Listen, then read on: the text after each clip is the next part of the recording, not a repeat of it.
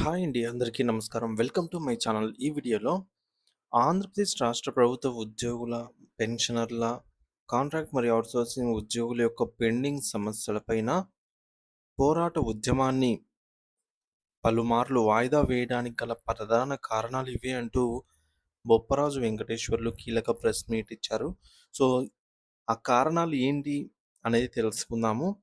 ఇందులో ప్రధానంగా వచ్చేసి సీఎం చంద్రబాబు గారు ఉద్యోగ సంఘాలు ఏవైతే ఉద్యమ కార్యాచరణ ఉద్యమానికి దిగుతాయో సీఎం గారు ఫీల్ అవుతారు. ఈ మేరకు ఏవైనా ఇవ్వాలనుకున్నవి కూడా రావడం కష్టమే అని జెప్పేసి అన్నట్టుగా ఈ విధంగా చెప్తున్నారనమాట. మొదటి కారణం అనేది.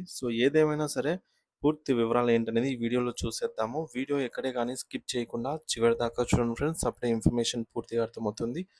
అలాగే వీడియోకి లైక్ చేయండి. తోటి మిత్రులతో షేర్ చేయండి.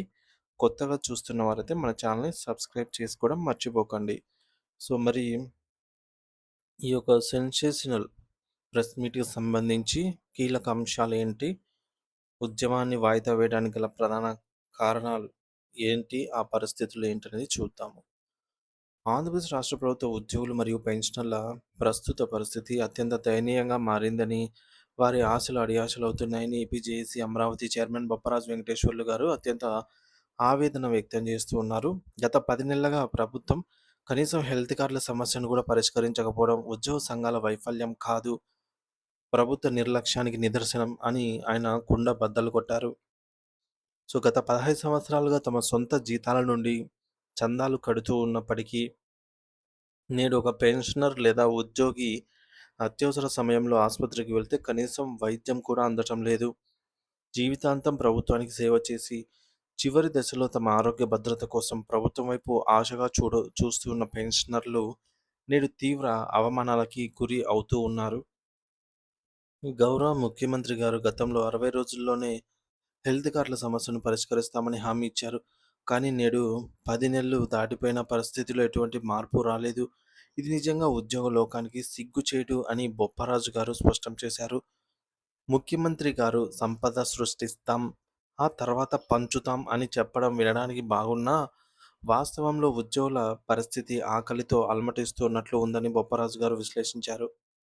ప్రభుత్వం నుండి ఉద్యోగులు ఏదో అదనపు ప్రయోజనాలను లేదా ఉచిత పథకాలను కోరటం లేదు.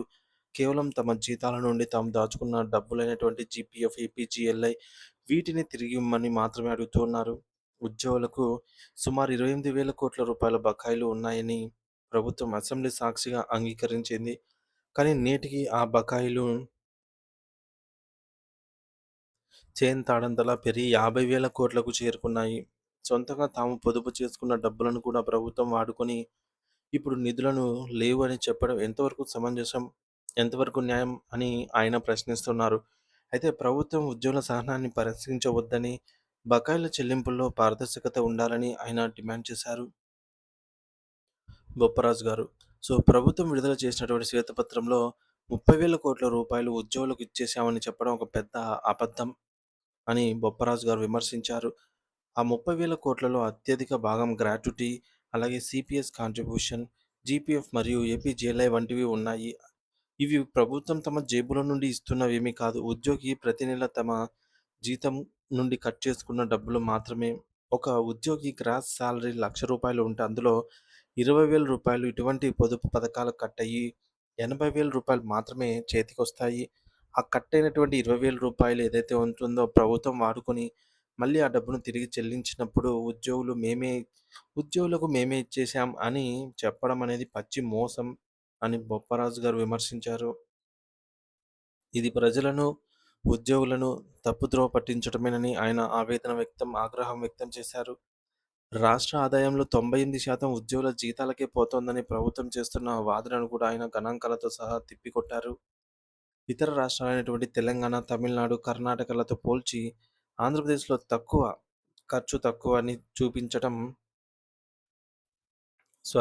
ఆంధ్రప్రదేశ్‌లోనే ఖర్చు ఎక్కువవుతోంది జీతాల కోసం.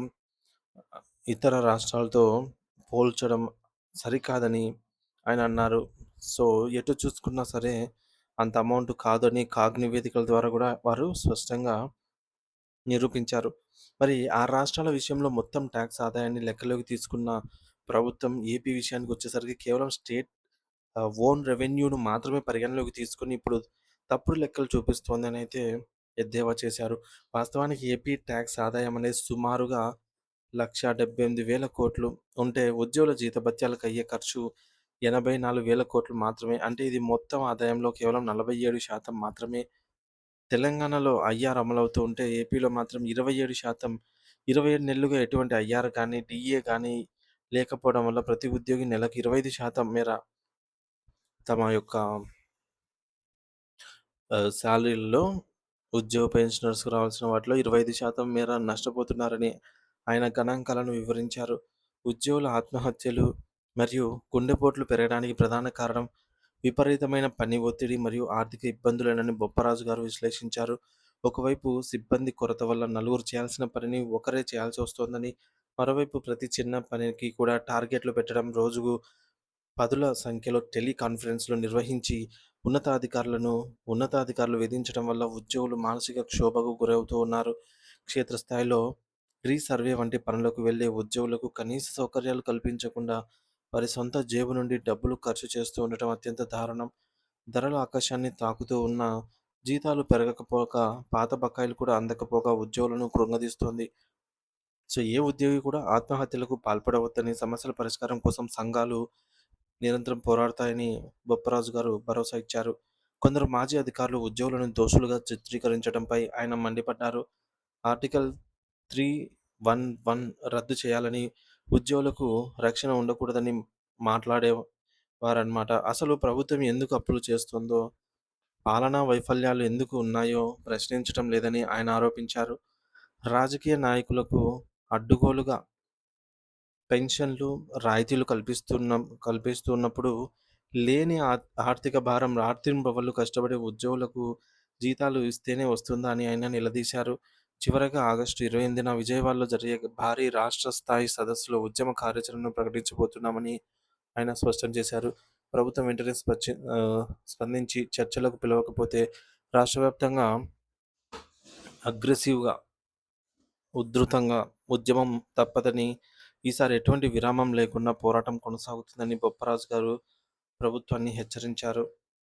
సో, ఇదే ప్రెస్ మీట్‌లో ఆయన ఈ విధంగా ఉద్యమ పోరాటాన్ని వాయిదా వేయడానికి కూడా పలు కారణాలు చెబుతూ, సో, మీరు తొందరపడి ఉద్యమాలు మొదలుపెడితే ముఖ్యమంత్రి గారు ఫీలవుతారు.